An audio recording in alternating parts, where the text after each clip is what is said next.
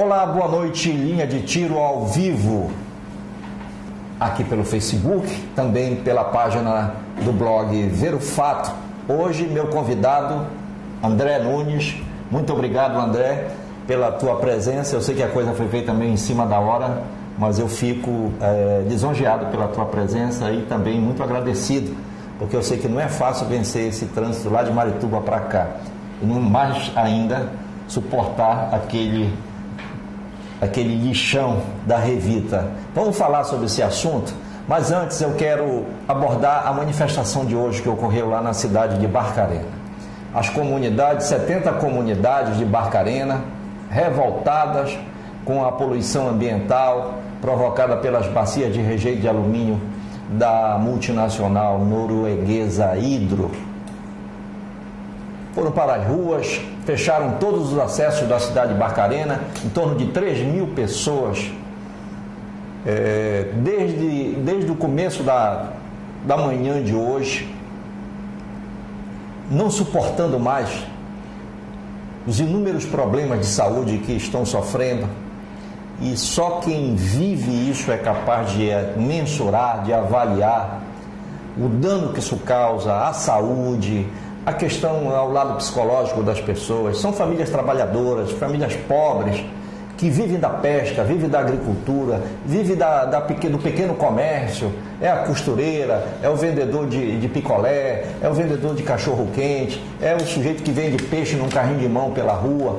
Quer dizer, pessoas que trabalham incansavelmente para dar dignidade às suas famílias, encaminhar seus filhos para estudar, para se formar, para ser alguém na vida. Então, pessoas que lutam com a maior dificuldade, não têm acesso à saúde, não têm acesso à educação, à qualidade de vida, moradia, muitas pagam aluguel em Barcarena.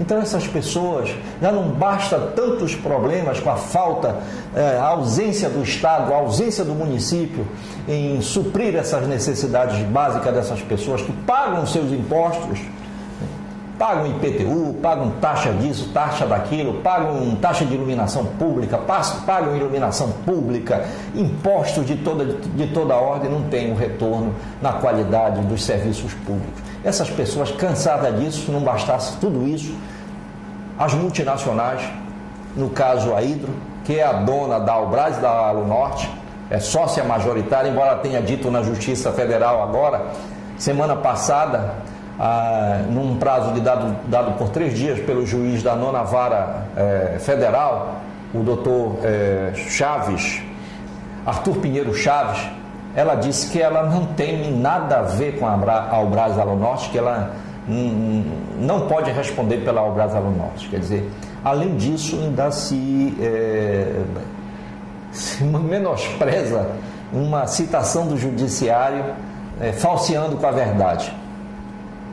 Então, essa Hydro, com essas bacias de rejeito, ela está causando um dano ambiental enorme, conseguiu já poluir os igarapés. O ar, quando dá 2, 3 horas da tarde, aquela poeira em suspensão contamina tudo. Há graves problemas de pele. A dona Socorro falou isso aqui semana passada. Foi um depoimento lacônico, um apelo às autoridades do Pará. O Bosco Oliveira também esteve aqui da comunidade, deu aquela entrevista, e foi uma das entrevistas mais emocionantes e mais impactantes que o programa Linha de Tiro já fez. E sentiu-se o drama dessas pessoas. Então, hoje isso já tinha acontecido anteontem. 5.000 pessoas foram para a Câmara Municipal, claro que não deu para entrar tanta gente, mas ficaram do lado de fora com faixas contra a Hydro, e hoje elas decidiram fechar os acessos da cidade de Barcarena, o acesso ao porto, né? Centenas de carretas ficaram em fila sem poder passar, porque as manifestações, e por onde elas saíam para talhar caminhos, estava tudo fechado. Foi uma manifestação organizada pelos próprios moradores. A polícia esteve lá, pediu para parar.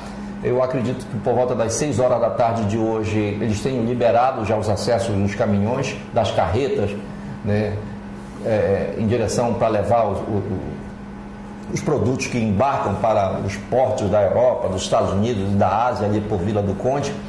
Então, essa é a situação. As manifestações vão continuar. Eu estive falando ainda há pouco com o advogado Ismael Moraes, que é o defensor das 70 comunidades.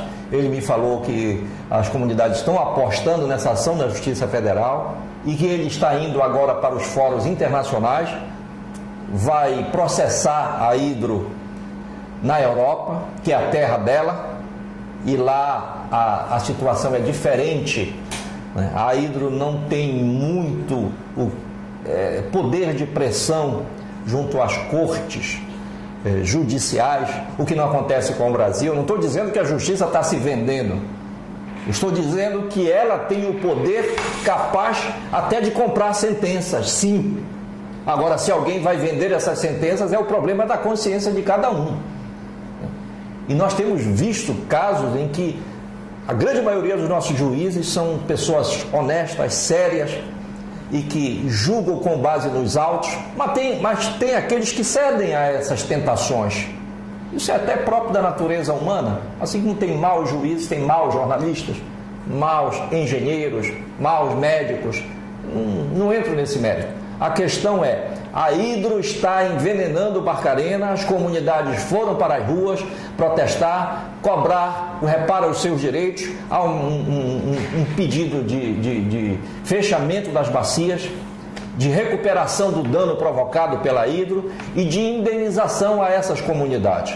Então vamos aguardar o desfecho dessas ações. O Linha de Tiro acompanha isso tudo atentamente, vamos produzir informações. Daqui a alguns dias nós vamos lá gravar nas comunidades, vamos tentar entrar lá na área, esperamos que a Hidro, que eu já convidei várias vezes para vir aqui, mas se recusa a vir aqui, eu imagino o desprezo que eles possam ter pelo jornalismo investigativo, aquele jornalismo que não se vende, não se dobra. Eu entendo a posição da imprensa, mas não deveria ser assim. Ela deveria usar a transparência, até porque ela está lidando com milhões de impostos que são recolhidos para o governo do Estado.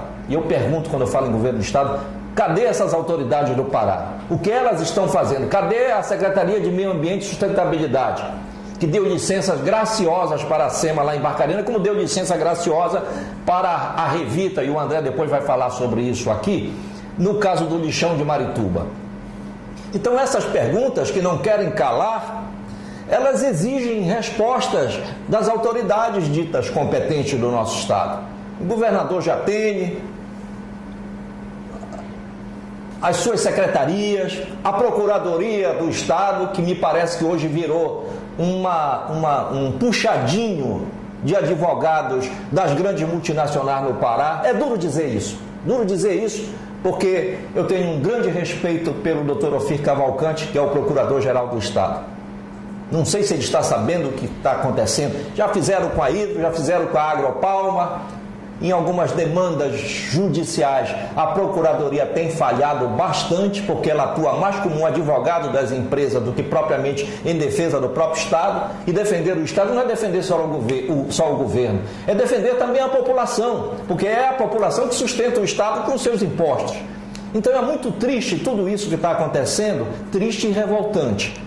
E eu entendo a revolta desses moradores de Barcarena, dessas comunidades, que foram para lá reivindicar seus direitos, sim. Elas estão sofrendo na pele, como estão sofrendo na pele os moradores de Marituba. Vamos acompanhar isso, vamos aguardar atentamente isso e vamos divulgar tudo no Ver o Fato. A Hidro publicou uma nota na imprensa hoje, dizendo que os empregados dela, que moram no entorno das bacias, não estão sentindo os mesmos problemas que as comunidades estão sentindo. E eu pergunto, qual o empregado, André, da Hidro, que virá a público dizer que está com problema de pele? A dona Socorro falou aqui que tem gente que já está arrancando a pele de tanta coceira, daquele rejeito, daquela poeira provocada pelas bacias, do rejeito de minério. Nós estamos ao vivo, né? Estamos ao vivo, muito bom, e depois a gente passa a gravação total. Estamos ao vivo agora pelo Facebook, ainda bem que resolveu o problema. André, mais uma vez, boa noite, André. Agora você está ao vivo e a cores, falando para Marituba, falando para o mundo. Então, não tenho o que falar sobre isso que está acontecendo em Barcarena. Só tenho que falar e lamentar, mudando de assunto, e que eu tenha convidado o delegado-geral, Dr. Gilmar Firmino, para falar sobre a violência que domina, a criminalidade que domina o estado do Pará. As pessoas estão acuadas, reféns do medo dentro das suas casas.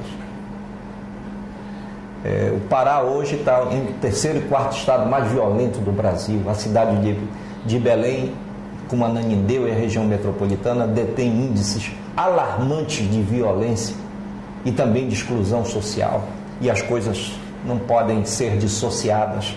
Elas estão ligadas à violência e à exclusão social, à falta de oportunidade para os jovens que estão matando e morrendo nessa carnificina que a gente vê no dia a dia. Eu convidei o delegado-geral para vir aqui abordar esse assunto hoje. Ele não me respondeu, já não fala mais comigo.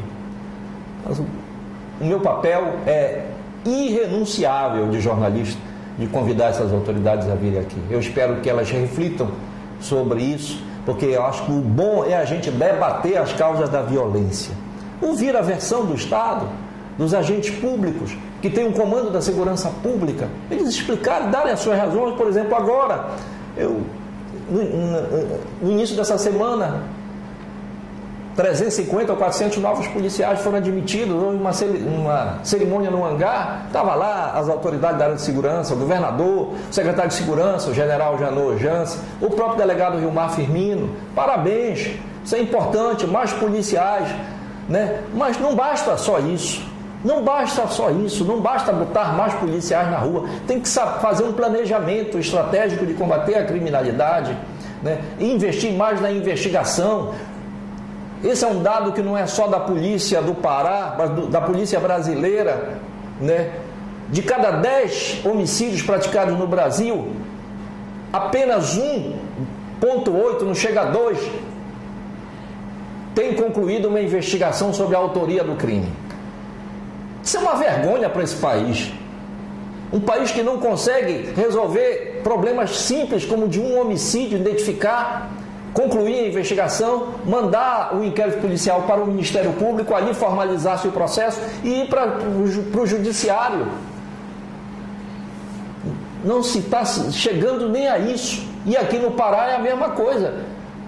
A gente abre o jornal no dia a dia e vê lá o Liberal, o Diário do Pará, o Amazônia, os jornais, as TVs, nas suas programações diárias, os programas policiais e policialescos, dizendo lá: olha, fulano de tal foi morto em Ananindeua num acerto de conta, fulano de tal foi morto em Marituba, passaram 2 caras numa moto e atiraram nas pessoas e não se sabe quem foi o carro prata, foi o carro cinza, foi a moto amarela, foi um carro branco, não se sabe quem foi, e a polícia não investiga, a polícia não vai lá verificar isso tudo. Então essas questões têm que ser debatidas, sim. E eu convidei também os representantes do sindicato dos policiais. Por alguma razão eles não puderam vir aqui, perderam uma boa oportunidade também de expor os problemas da categoria. Eu sei que os policiais civis são tão vítimas, como vítimas são os policiais militares também, e às vezes a polícia também mata. Isso é uma outra história, mas a polícia está morrendo também. Então tem policial militar morrendo, tem policial civil, mataram um investigador que era muito querido agora, o Maurinho, lá em Quaraci. Então, seria uma boa oportunidade da Polícia Civil expor as suas mazelas, os seus problemas. Eu sei que tem problemas sérios de condições de mais condições de trabalho, condições salariais. O governador cortou algumas gratificações dos policiais. Tem a questão da aposentadoria dos policiais. Tem policial que está trabalhando no limite da sua condição psicológica, sob estresse monumental, né? E ainda tem que resolver esses problemas do dia a dia. Então eu lamento que a polícia não estivesse hoje aqui para debater as questões das autoridades policiais, o delegado Gilmar Firmino e o próprio sindicato dos policiais. Mas eu espero que eles reflitam e vejam que este é um canal que está dando uma oportunidade. Nem todo mundo está fazendo esse tipo de debate que nós estamos fazendo aqui. As grandes redes não se preocupam com essas questões. Mas a gente vai persistir porque a nossa linha é essa. Marituba. E Marituba? O que tem a dizer Marituba sobre o lixão? Primeira notícia. desembargador Maírton Carneiro tem nas mãos um pedido de soltura do Diego Nicoletti, diretor dos diretores da revista, que está preso, Lucas Felta, que está preso, e do outro Lucas Pinheiro, né? Lucas Pinheiro, que também está preso.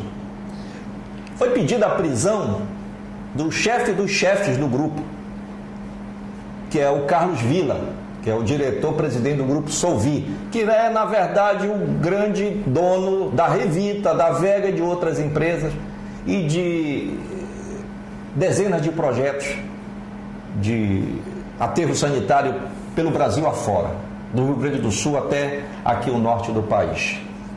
O desembargador está analisando o pedido. Há uma pressão muito forte para a soltura desses réus, desses acusados que já vão virar réus, né? Já são réus do processo, já tiveram prisão preventiva decretada, então já estão sendo tratados como réus. E não se sabe qual vai ser o desfecho dessa decisão. Eu espero que seja uma decisão que, se vier pela soltura, ela seja muito bem fundamentada. E se vier pela manutenção, ela também tenha todos os fundamentos que, aliás, brilhantemente foram elencados pela juíza doutora Tarsila Souza na sua decisão, seguindo a orientação, o pedido, né, formulado. Ela acolheu o pedido formulado, ela não seguiu a orientação, ela acolheu o pedido formulado pelo Ministério Público, pela promotora Marcela e pela Polícia Civil, que foi quem fez o inquérito, a delegada Juliana. André, Marituba não aguenta mais esse lixão, né, André? Queria que você, agora a bola está contigo. Boa noite. Obrigado, Carlos, por essa oportunidade. Eu sou morador de Marituba. Eu cheguei em Marituba há quase 50 anos, certo? E hoje eu queria iniciar essa coisa todinha. A gente tem muita coisa para falar, mas eu queria iniciar emocionado com o que eu chamo 3 mulheres do Brasil. A juíza Tarsila, a promotora Marcela e a delegada Juliana. 3 mulheres do Brasil prenderam a cúpula de uma multinacional poderosa. Só para vocês terem uma ideia, nunca na história do Brasil ninguém foi preso por crime ambiental. E uma juíza de Marituba conseguiu esse feito. Nós estamos orgulhosos dessas 3 mulheres do Brasil, certo? E agora está na mão do desembargador. Nós fizemos uma manifestação hoje em frente ao tribunal. Tem aqui, olha. Apenas para lembrar para ele daquele povo que está sofrendo. Isso é como a gente começa a questão Marituba, certo? Agora vamos dar um break. Como começou? Gente, Marituba é o menor município do Pará. Certo? E o de maior densidade demográfica. Por quê? Porque ele é pequeno e mais de 30% pertence a uma reserva florestal. E tem 150 mil habitantes. Ele tem 100 quilômetros quadrados. Quando a gente fala em 103 quilômetros quadrados, as pessoas logo pensam que é 100 por 100. Não é isso, não. É 20 por 5, certo? Ou 2 por 25. Ou 2 por 50. Pois bem, é bem pequenininho. E neste município, na área urbana, a SEMAS, a Secretaria Municipal, a Secretaria Estadual de Meio Ambiente, licenciou criminosamente um chamado aterro sanitário que logo se revelou lixão. Como se revelou lixão? E colocando, primeiro sem tratar o chorume. Não tinha previsão, isso é chute. Mas eles colocaram 4 bacias de chorume para recolher. O chorume, minha gente, todo mundo sabe que é o sumo da podridão do lixo. Esse aterro sanitário recebe o lixo de Belém, de Ananindeua e de Marituba. E estava preparado para 1.800 toneladas dia. Gente, 1.800 toneladas dia. Tem um detalhe assim bom, que em primeiro lugar é Belém, com 1.000 toneladas, 1.200, 800, sei lá. Em segundo lugar, não é Ananindeua, é o lixo industrial, são os particulares, com 500 e poucas toneladas dia. Já tem certo? Isso, né? Depois Ananindeua e depois Marituba com 110 toneladas. Pois bem, esse pessoal, todo mundo, paga para ela guardar esse lixo. Olha, guardar, parceiro, porque ela não trata. Aqui está escrito, central de processamento. Não tem negócio de processamento. Não existe isso, né? Olha, claro. não tem nem catação. Não tem. Mas nem o projeto previa isso tudo, né? O projeto é lindo, né? O projeto é lindo, né? Previu. E outra coisa, gente, se vocês vissem as animações, os vídeos que eles passaram, lindo de morrer. Pois bem, por que é criminoso?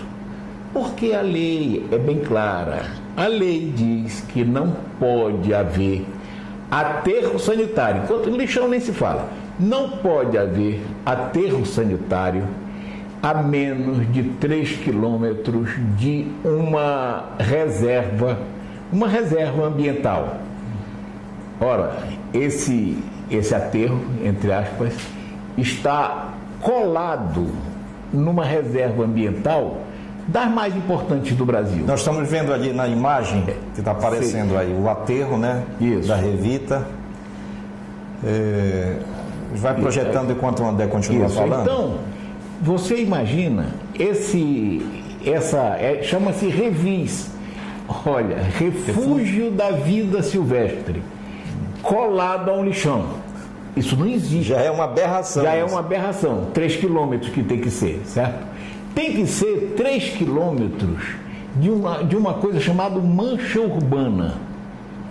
Mancha urbana. E aqui na análise que a SEMAS fez, é triste. Triste mesmo. Tem técnico da SEMAS, geógrafo, olha bem, que diz lá, que atesta que o refúgio da vida silvestre está a 2.400 metros de distância. Não existe isso.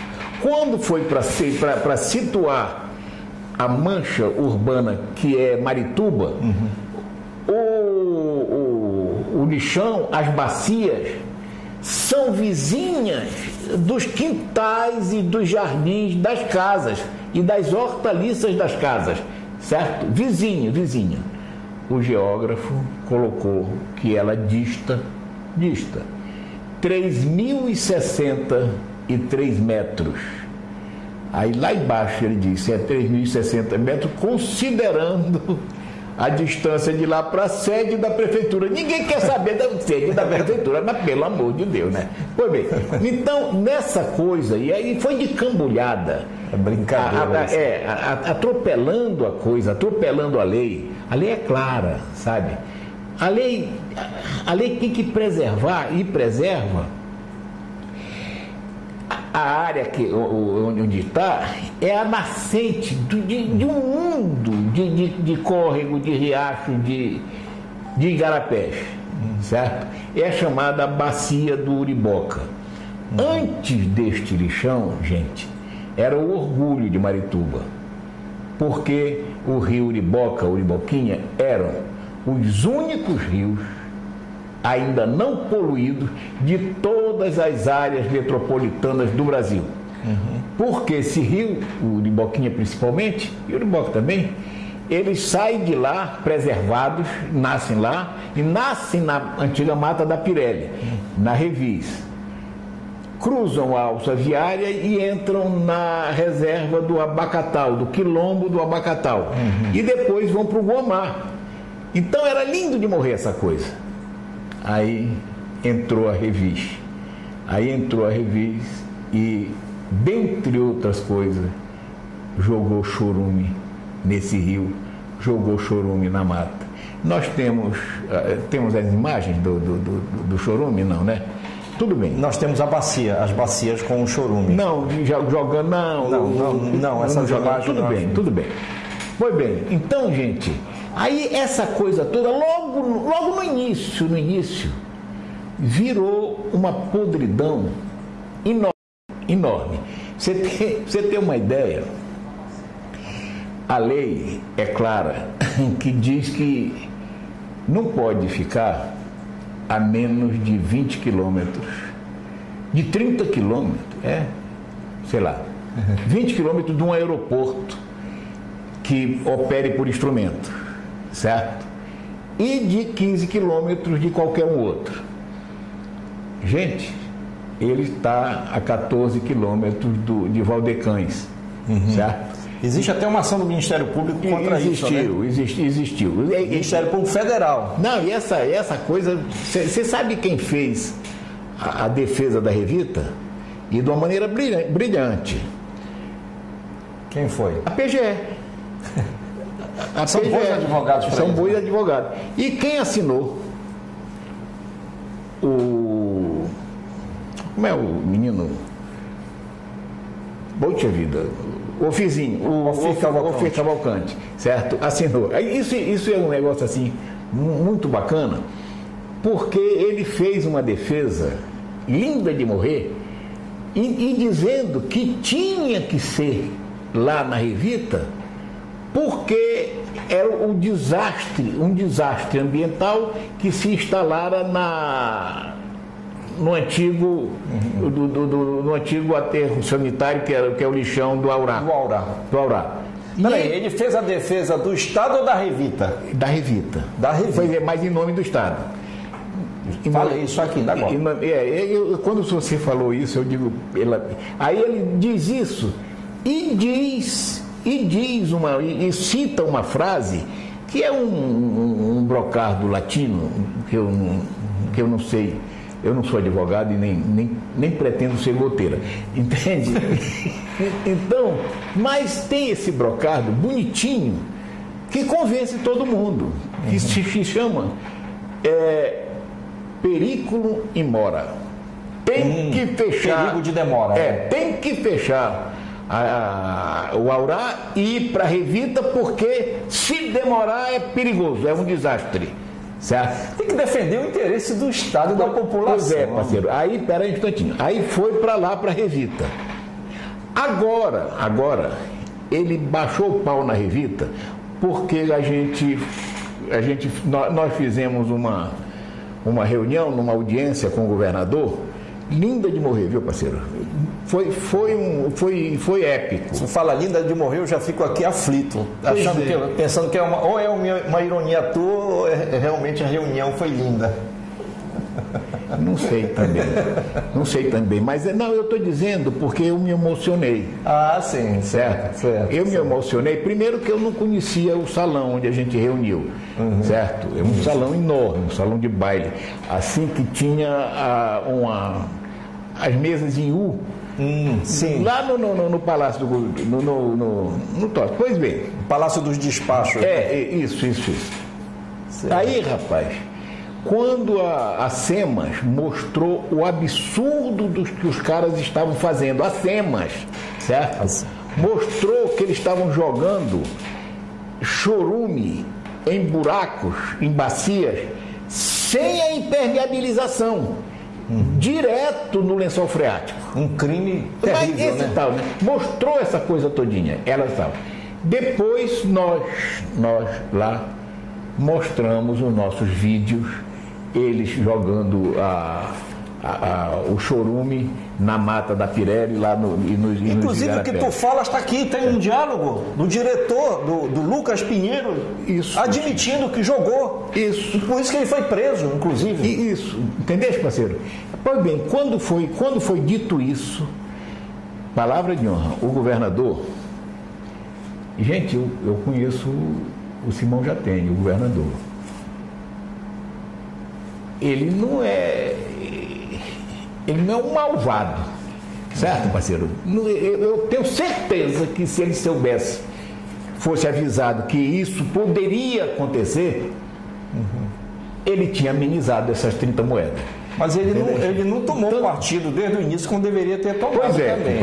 Ele foi omisso, o governador foi omisso. Não, ele não foi omisso, ele foi a favor. O governador é o governo, o governador é a SEMAS.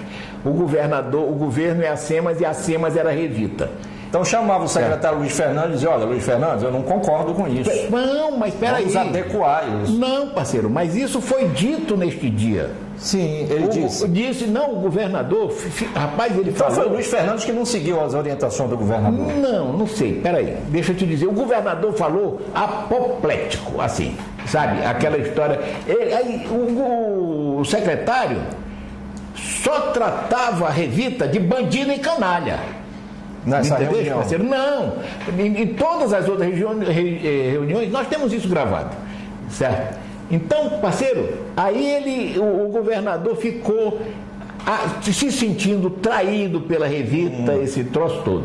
E aí, nessa hora, chamou o doutor Ofir Cavalcante e que ele queria uma intervenção na Revita, certo? Na minha fala, mas olha, estava todo mundo, os deputados, o Ministério Público, até representante da igreja lá do arcebispado, certo? Não, tava um negócio bonito, né? Aí, quando eu falei lá no troço, no dia eu cheguei e disse, governador, o senhor tem poder de império, certo? A população está sofrendo, o senhor pode fechar essa coisa.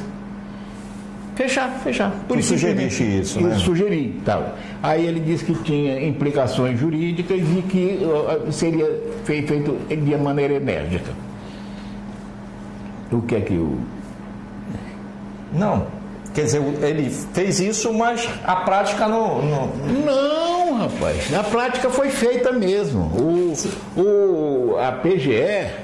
A PGE entrou pesado. Tu tens Não tenho. Não tens? Não Poxa, tenho. Eu gostaria de ter esse documento aqui. Deixa. Por isso que eu estou te questionando sobre essa reunião. Muita gente não soube que ocorreu essa reunião. Pois é. Não é verdade?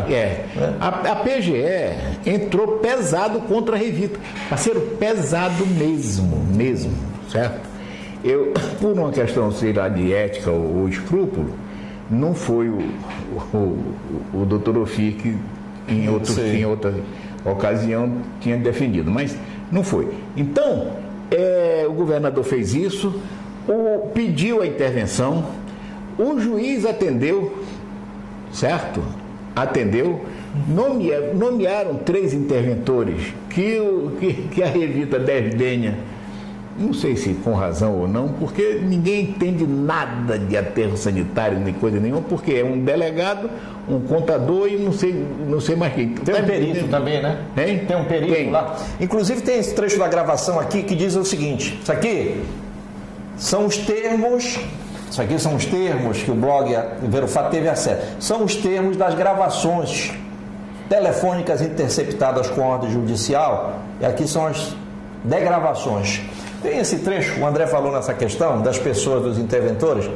Tem aqui eles combinando para escolher o perito. A Revita, o diretor, olha aqui. Neste outro ato há para a alteração de provas e da verdade dos fatos, inclusive a participação da advogada do grupo Solvi, Simone, instruindo a escolha do perito para o processo criminal, para lhe ser favorável, e uma pessoa que eles tenham domínio, e mais, relatando que não juntou laudos que, no seu entender, são comprometedores.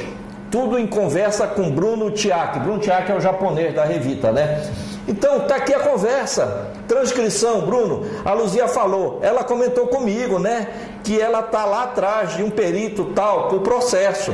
Aí a Simone, a advogada, pergunta, para o criminal, vai facilitar muito. Aí o Bruno, japonês da Revita, diz lá, precisa ser um cara bom, que conheça de aterro. Aí a Simone responde, falaram lá. Aí ininteligível esse trecho da gravação.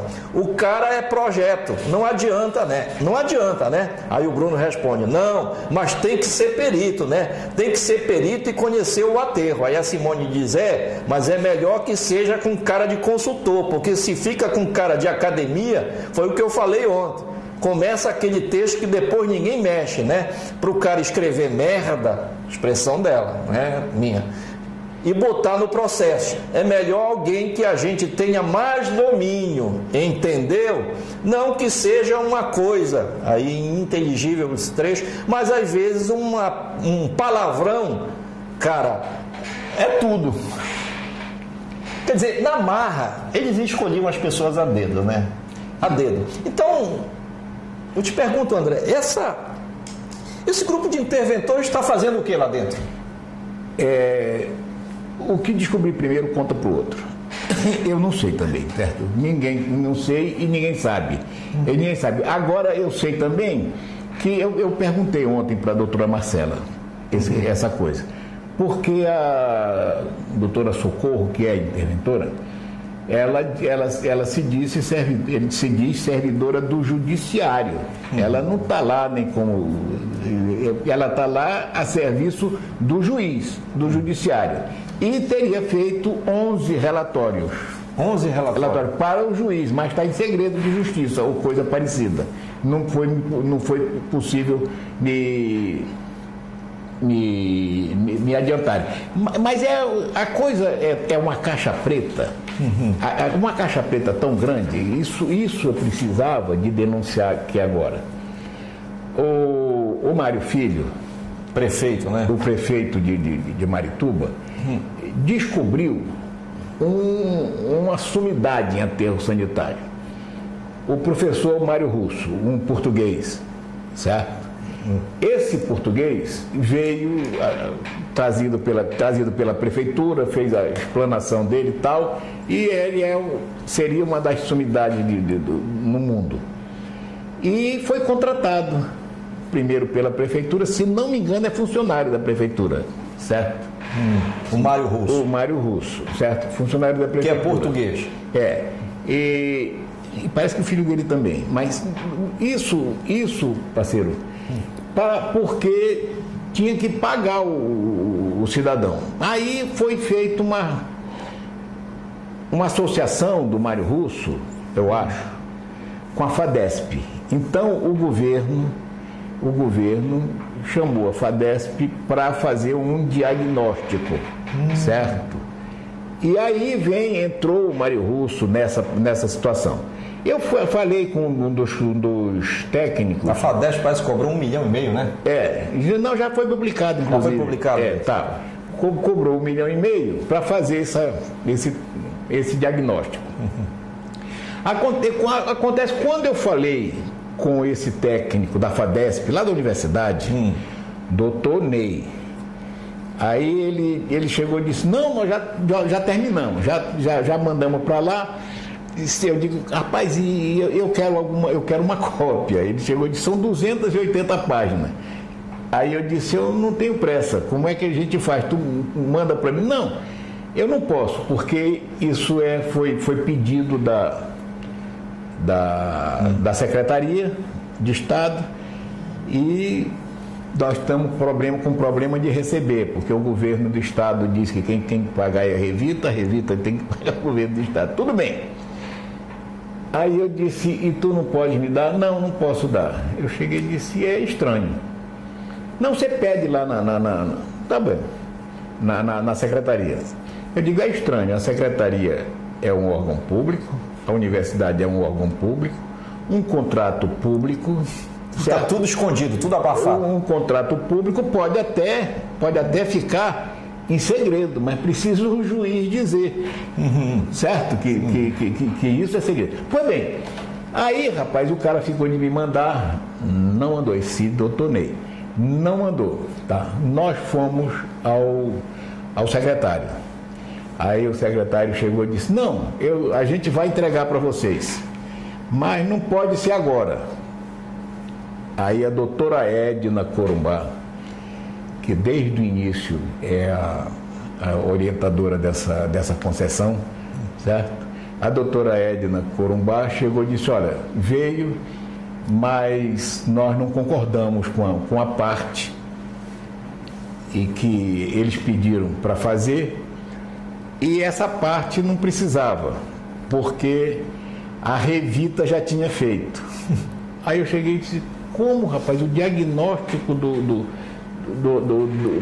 independente da universidade, a Revita fez. Não foi a Revita que fez. Eu cheguei e disse, quem então? Foi uma empresa. Quem pagou a empresa? A Revita. Entendeu? Pois bem, aí devolveram para a FADESP adequar e mandar de volta. Adequar o que a Revita já fez. Adequar o relatório dela para se acertar. Pois bem, aliás, para acertar. Aí ficou essa caixa preta. Nós estamos correndo de seca a meca atrás deste relatório. A doutora Marcela disse que teria um resumo. Aí eu disse, doutora, eu não quero resumo. Eu quero o primeiro relatório, certo? Que teria custado para o Estado R$1,5 milhão. Eu quero esse primeiro relatório. Depois eu quero o segundo, o terceiro, esse troço. Mas todos eles são documentos públicos. É verdade. André, me diz uma coisa. Para a instalação desse lixão, a gente está aqui com o projeto, né? O projeto da CPT Guajará, né? Isso. Você está vendo aqui o projeto, isso aqui é o projeto do lixão. Projeto do lixão aqui, o André fez umas anotações aqui. Quando esse lixão foi implantado lá em Barcarena, houve discussão... Em Barcarena não, em Barituba. Eu estou falando da hidro, o problema é o mesmo, ambiental, né? Não sei qual dos dois é pior, porque todos os dois são gravíssimos. Mas quando foi implantado esse lixão lá em Marituba, houve discussão com a comunidade? Vamos fazer as audiências, vocês querem, não querem? As comunidades aceitaram? Não, foi a coisa mais triste do mundo. Quando eu soube, aí eu fiquei sem dormir, porque eu moro lá. Eu fiz um rio, eu fiz uma mata, certo? Eu moro lá, eu sou ambientalista, não estou para graça. Aí eu fiquei desesperado, aí foi feita a audiência pública, a primeira audiência pública na igreja lá, Menino Deus tal. Foi depois adiada, aí foi feita a audiência pública. Rapaz, nessa audiência pública, a Revita chegou e mostrou, trouxe todo o pessoal dela, os técnicos de São Paulo, beleza, lindeza e tal. Aí o Ministério Público, chefiado pelo doutor Raimundo Moraes, levou, rapaz, uma bateria de técnicos espetacular do Ministério Público.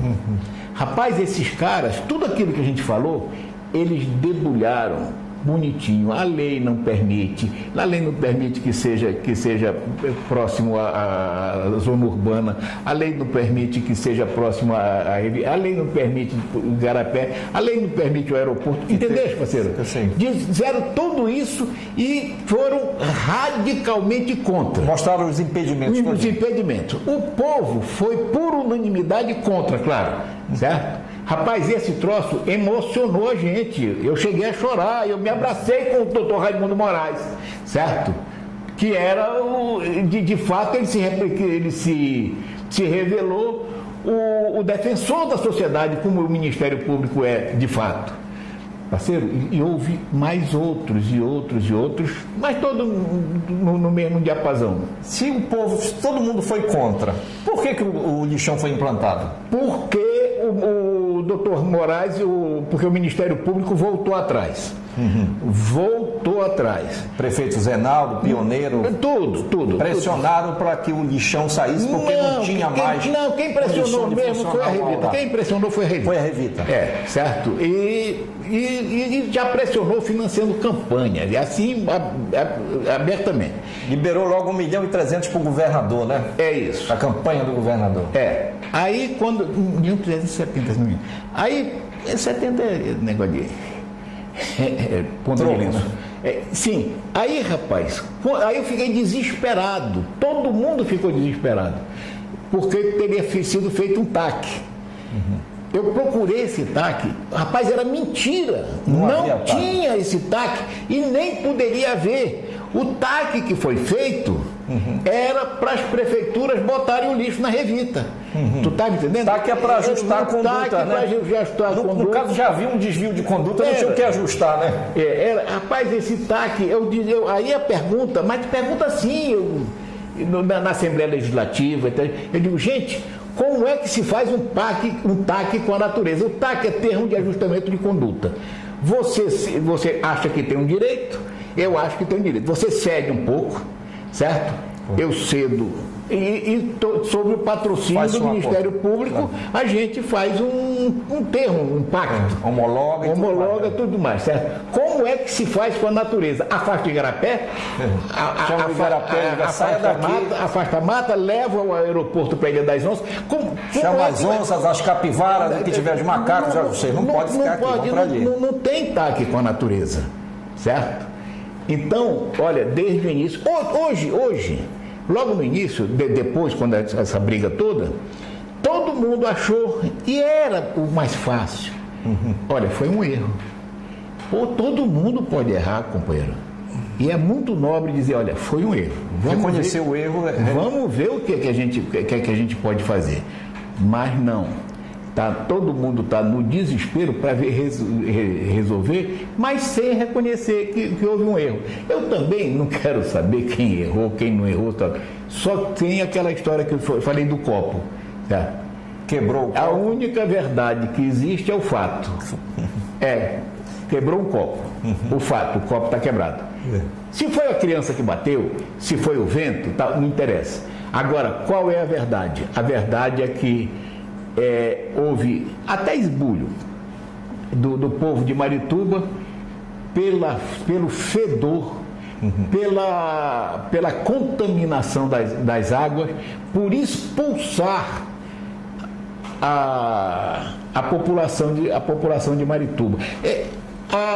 Eu recebi uma ação de, extrajudicial. Sim, intimação extrajudicial. O nome já é pesado, intimação extrajudicial, ou seja, não é a justiça que manda, mas é um escritório de advocacia que manda para alguém dizendo. É o nobre. Para eu provar que está fedendo, cientificamente, para eu provar que o povo está adoecendo. Peraí, deixa eu ver se eu entendi. Mandaram para ti uma intimação extrajudicial do escritório nobre, né? Via, claro, cartório de títulos e documentos, qualquer coisa. Para explicar. Para provar que não estava fedendo o lixão. E o detalhe é o seguinte. Como é que se prova isso? Não, porque as minhas afirmações estavam denegrindo o bom nome da Revita.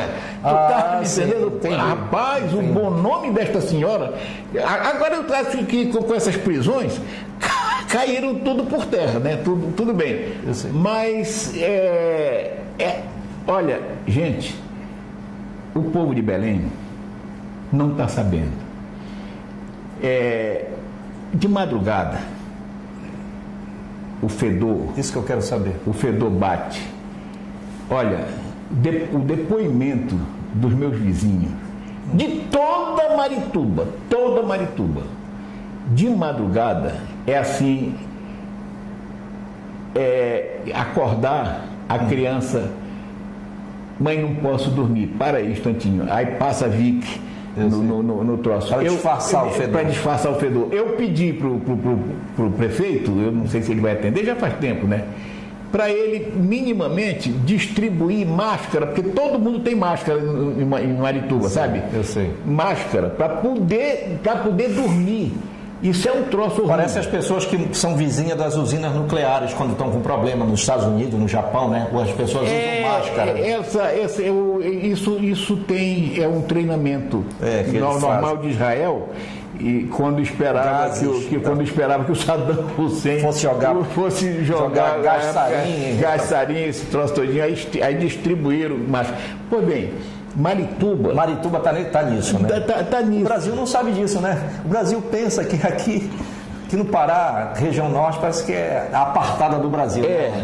Quando esse lixão expulsa o pessoal das casas. Tem gente literalmente já indo embora de Marituba, né? Não foi pior, por exemplo, a Érica. O caso da Érica. E aí o médico disse não pode ficar lá por causa do fedor. Recomendação médica. Recomendação médica. Ela estava com 9 meses. Uhum. Aí encaminhou para assistência social do Ministério da Defesa Pública e tal. Aí os caras disseram o seguinte: não, o que a gente pode colaborar é arranjar uma casa de acolhimento para a senhora longe do lixão. Mas assim não. Mas tem muita gente se mudando. Se o Estado fosse arrumar casa de acolhimento para Marituba inteira, teria que ter 150 mil pessoas atendidas. Um funcionário lá e tal, antes disso ele queria 40 mil na casa dele. Certo? Aí eu achei que era barato.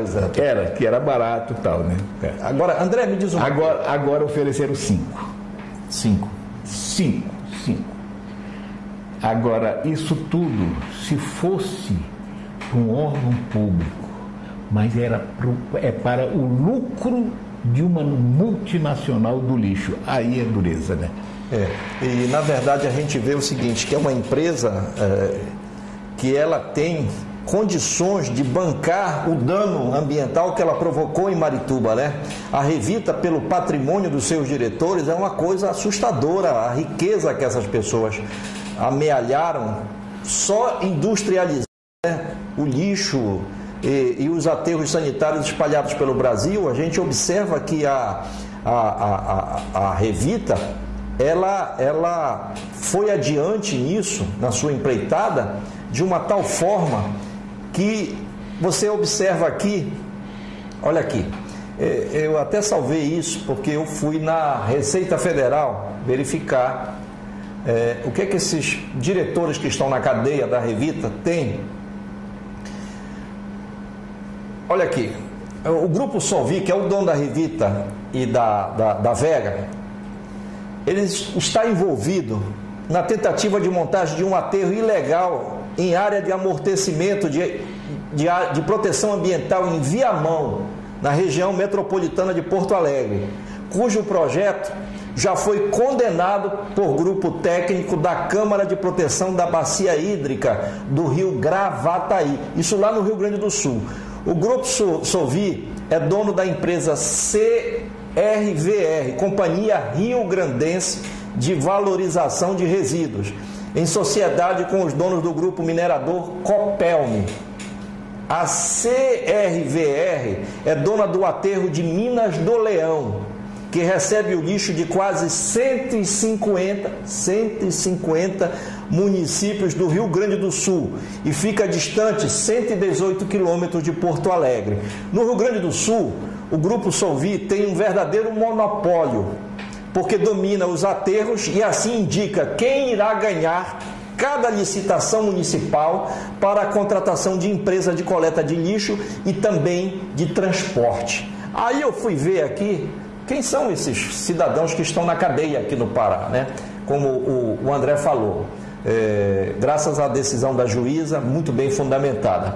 O Lucas Rodrigues Feltro, ele é dono de 14 empresas. e sócio de 9 empresas no estado de São Paulo e 5 na Bahia. O capital social das empresas do Lucas Feltre é 217 milhões de reais. Mas isso só dessa empresa. Então ele tem o capital social na Vega, na outra empresa, né, a Vega, e a gente vê os valores aqui, são astronômicos, valores incríveis, de capital social de 198 milhões, 200 e poucos milhões, 300 e poucos milhões. Então é um grupo econômico poderosíssimo que tem os lixões em várias partes do Brasil e que veio parar aqui no Pará e já estava expandindo, apesar de não cumprir com as determinações ambientais do Estado. Ele já estava expandindo, já estava em negociação com Paraupebas, com o prefeito Salmei foi o ex-prefeito lá, o Darcy Lerme, prefeito do PMDB. Por isso que surgiu aquela história que o ministro Helder seria sócio da Revita e tal. A assessoria do ministro disse para mim que não, mandou uma nota, está lá no blog Ver o Fato. Mas já corre essa ideia, isso já não é novo, de que o Helder seria sócio ou teria um laranja dele dentro da Revita, né? Eu não vi o Diário do Pará também falar mais nisso, né? Deixou para lá, resumiu só uma nota que mandaram para o blog Ver o Fato, eu publiquei a nota. O jornalista Lúcio Flávio Pinto levantou agora recentemente, na terça-feira, essa questão, voltou a falar nessa questão, dizendo que ninguém falou mais nada sobre isso. O Liberal não publicou nada. O Amazônia Jornal publicou uma matéria domingo com base nas informações que eu divulguei no Ver o Fato. E não se falou mais no assunto, mas aqui nós vamos falar, porque tem que se falar, né, André? Essas coisas, elas precisam ficar claramente esclarecidas, porque a tese da assessoria do ministro Helder é o seguinte: como é que o ministro Helder seria dono de um bichão que deu 1,3 milhão para o governador Jatene, se eles são adversários políticos? Eu pergunto, será que são tão adversários políticos assim? Todo mundo sabe que o Jatene foi assessor do Jader Barbalho quando o Jader Barbalho foi ministro da Reforma Agrária. Já tem andado aquela pastinha pelo Ministério, foi secretário, inclusive, foi secretário executivo do Mirade, né? E foi muito amigo do Jader Barbalho.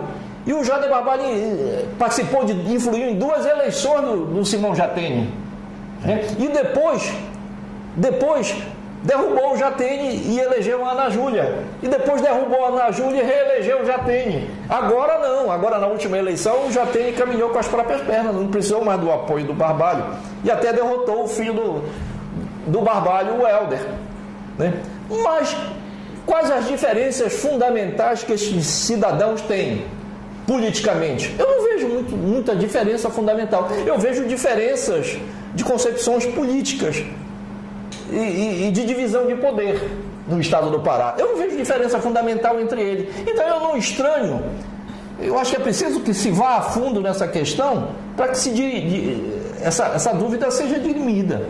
O Helder Barbalho, ministro da Integração Nacional, é ou não é sócio da Revita? Se não é, tudo bem. Mas se é, isso é gravíssimo. Porque se a Revita deu 1,3 milhão para a campanha do governador Jatene, ela certamente que vai dar o dobro ou o triplo para a campanha do Helder. Seria até justo isso, já que ele teria uma ingerência no controle acionário da empresa ou do grupo Solvi, né, que é o dono, o controlador da Revita e da Vega. Então essas questões, elas precisam ser clareadas aqui, né? E num debate com a população de Marituba. Mas a gente já está chegando ao fim do programa, André. Eu queria te perguntar, o que vai acontecer daqui para frente? O desembargador Maírton Carneiro está lá no gabinete dele, no Tribunal de Justiça, com a decisão que pode ser proferida amanhã. Eu já ouvi, antes de começar o programa hoje, já ouvi de que ele pode decidir amanhã se concede ou não a soltura dos diretores. Por outro lado, as chuvas começaram, né? A caatinga, a fedentina aumentou em Marituba, as famílias já não estão conseguindo, já não dormiam mais e agora não estão dormindo mais ainda, né? O que é que tu esperas que aconteça nos próximos dias, André? Eu acho o seguinte: primeiro é a história do desembargador. Nós estamos jogando todas as nossas esperanças na decisão desse desembargador. Por quê? Porque se ele soltar olha, será um retrocesso enorme, porque tira a celeridade do processo quando tem alguém preso, certo? E soltando, claro que ele não tem nenhum escrúpulo de interferir no processo e de fazer o que ele coagir testemunha, o que eles sempre, o que eles sempre fizeram. Isso é uma situação. Outra, tu falaste esses valores, tu imagina, tu sabes quanto custaria tratar o chorume que já tem hoje? 180, mais de 180 milhões de litros, né? Não, parceiro, era mais de 200 milhões de reais para tratar este chorume que a juíza bloqueou, inclusive, parte 50, só 50. Não, e só tinha 1.600. Tu sabe disso, né? Ela bloqueou 54 milhões das empresas e mais de 120 milhões dos bens pessoais dos diretores que estão na cadeia. E só tinha, só conseguiram achar no banco 1.600 reais. Da Revita, 1.600.000. 1.600.000. E a Revita já está alegando, isso eu ouvi da promotora, já está alegando que não está fazendo o tratamento da caatinga porque não tem dinheiro para comprar o ácido que faz o processo, porque está bloqueado pela justiça. Agora a culpada é a justiça. A culpada é a justiça, certo? Então, olha bem, não está descartado nosso medo enorme, que não está descartada a ideia de que eles façam um balanço e digam, não interessa mais, e vão embora, pura e simplesmente entregue a chave. Entregue a chave para o interventor. Certo? E aí deixa, depois desse inverno, só 700 milhões para cuidar dessa. Então seria esse o valor hoje? Provavelmente, depois desse inverno. Não, isso tudo é especulação. Eu não tenho esse coisa. Eu precisava do relatório da FADESP do professor Mário Russo. Era isso. Nós estamos nessa expectativa da desgraça. E pode acontecer um desmoronamento. Porque Belém não sabe. Desmoronamento de quê? Da célula onde está lá? Da célula. Porque Belém não está. Vamos explicar aqui que célula é aquela montanha que está lá onde o lixo é depositado. Né? Essa célula tem perto da altura de 20 andares. 20 andares. De 20 andares. Então é um monte que foi feito, que é o maior monte. Mais ou menos 60 metros de altura, né? 20 andares, né? Diz que é um monte. Eles falam em 55, mas é mais. Que é um monte. O mais alto que tem no raio de 200 quilômetros, companheiro. Não tem monte desse tamanho. É verdade. Certo? É verdade. Pois é, então o povo está... A juíza disse, olha, se vocês bloquearem lá, pode ser que eles queiram só esse motivo, quer dizer, vamos embora e deixa esse passivo para nós. Há condições deles saindo do projeto. Vamos admitamos aqui. Vamos agora falar sobre as hipóteses. Hipóteses são hipóteses. Amanhã, amanhã é sexta-feira, não esqueçamos que no dia 20 a justiça entra em recesso. E aí, vamos correr aquele célebre situação. Justiça entre recesso, fica um juiz de plantão que ninguém sabe quem vai ser esse juiz. Se a justiça não liberar ou não mantiver a prisão destes cidadãos aí, desses poderosos empresários da Revita, até o dia 20, a coisa vai cair na mão de um juiz de plantão que como eu já disse aqui, não se sabe quem será esse juiz que o tribunal ainda vai escolher. Mas se o desembargador, por acaso, mantiver a prisão desses cidadãos, ele vai fazer aquilo que você falou, né? Vai fortalecer, né, o processo, a ação como si, ratificar o conteúdo da decisão da doutora Tarsila, né, da juíza lá de Marituba, né, corroborar o entendimento e a fundamentação do Ministério Público e da delegada Juliana, que fizeram um trabalho excelente. Né, de investigação, de interceptação judicial e tal, das conversas entre os diretores e tudo mais. Mas, se ele for solto, E aí você falou, coação de testemunhas, intimidação, né? Há conversas aqui em que eles falam de calar pessoas, tentaram te calar, né? Tentaram te calar. Vamos contar, só para a gente encerrar, vamos encerrar com essa história, que eu achei muito interessante, André. Foram na tua casa, né? Na minha casa. Foram na tua casa e lá perguntaram assim, senhor André, o que é que o senhor tem contra a Revita? Repita para mim aqui.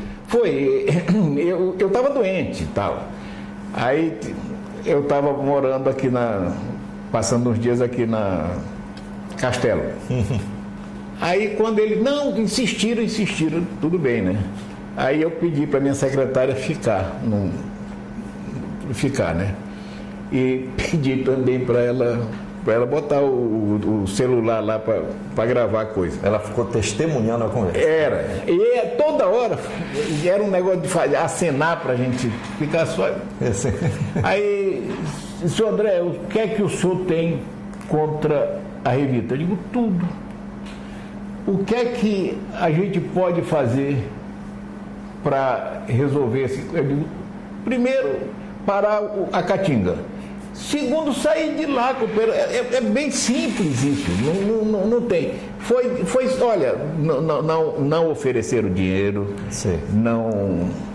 não coagiram de outra maneira que eu saia.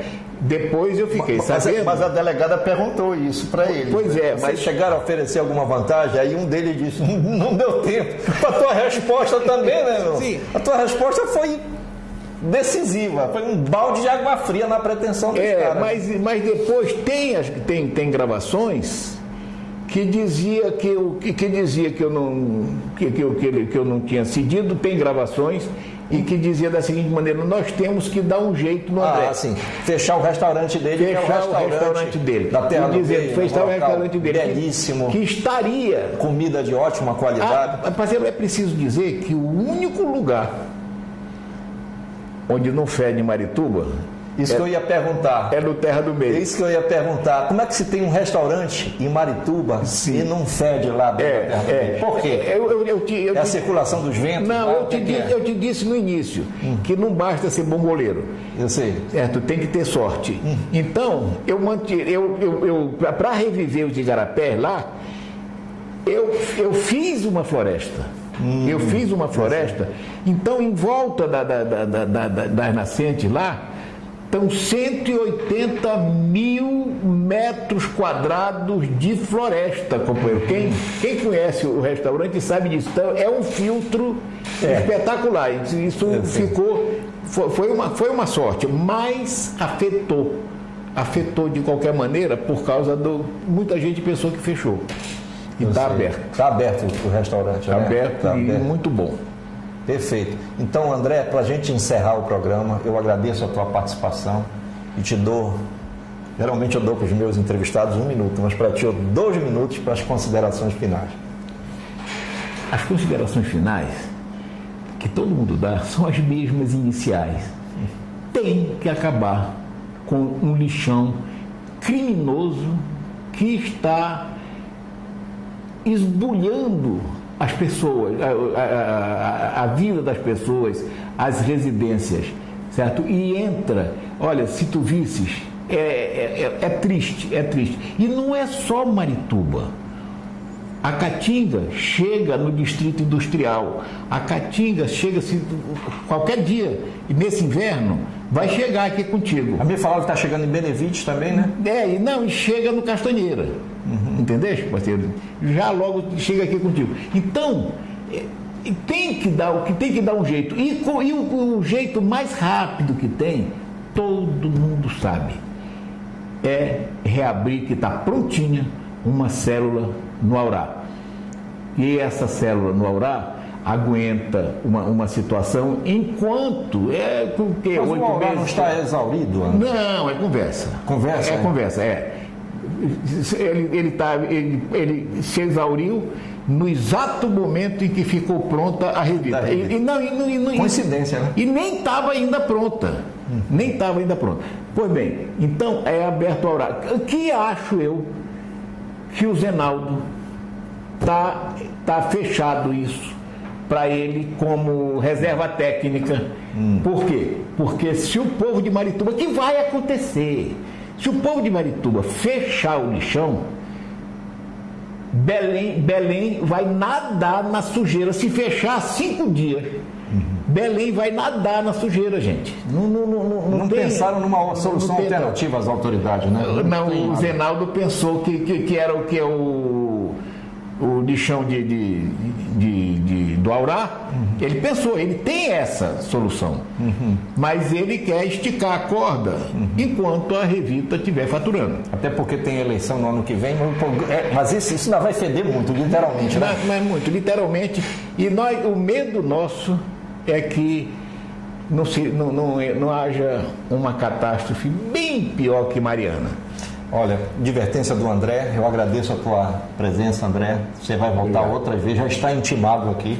Não é intimação extrajudicial, tá? É intimação jornalística. Então eu agradeço a participação do André aqui. O Linha de Tiro volta na próxima semana. Tchau.